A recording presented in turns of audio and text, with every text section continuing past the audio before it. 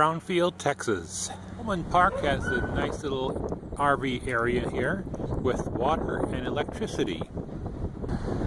Had a little bit of a storm last night, so things are a little moist out here. But each site is almost level on a terraced hill.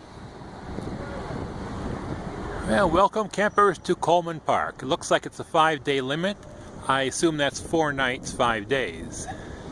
And they do accept donations. So if you want to make sure these kind of places are available, why not drop a 10 or 5. And here at the information kiosk, they've got some promotional months here. And they even have a little map of the town. That's rather convenient. Shows where Walmart is. Each site has a 30 amp outlet with some 20 amp outlets as well. And each site comes with a water faucet. Looks like a dual water faucet. Of course, this is definitely for short people since water faucets are practically on the ground. Coleman Park has also got a dump station with a water faucet. But you notice that the water faucet is quite a ways away from the dump station. Might be a little inconvenient sometimes. And it looks like we have 7 strong TV channels here. But no functional open Wi-Fi networks. This is getting annoying. My arrival at Coleman Park is an example on why a person should remain flexible in their schedule when possible. The weather is definitely a factor in making travel decisions. It seems the heat wave is over and early winter's cold and rain has arrived. Since I didn't like having to pack things up and then set them back up again during a rainstorm, I arrived early at Brownfield just in time for a night of Texas-sized storms. And it seems we'll be repeating that process here at Coleman Park as there's another storm arriving tomorrow night. What also gives me incentive are all the road signs that I've seen warning of high water. It looks like Texas floods easily.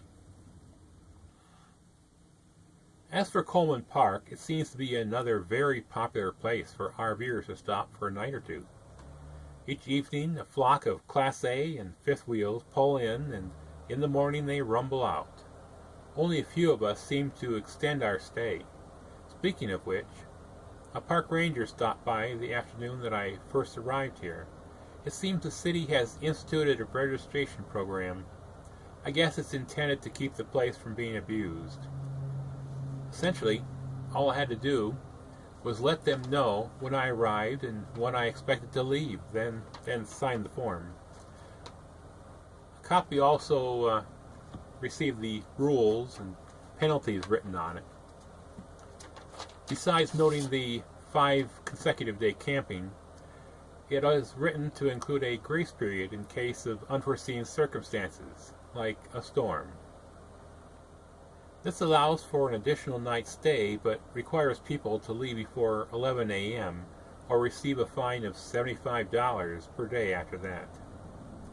It also includes a notice that the 5-day stay is limited to once every 30 days. Considering how popular this place is, such a rule will probably help ensure a spa is available for travelers.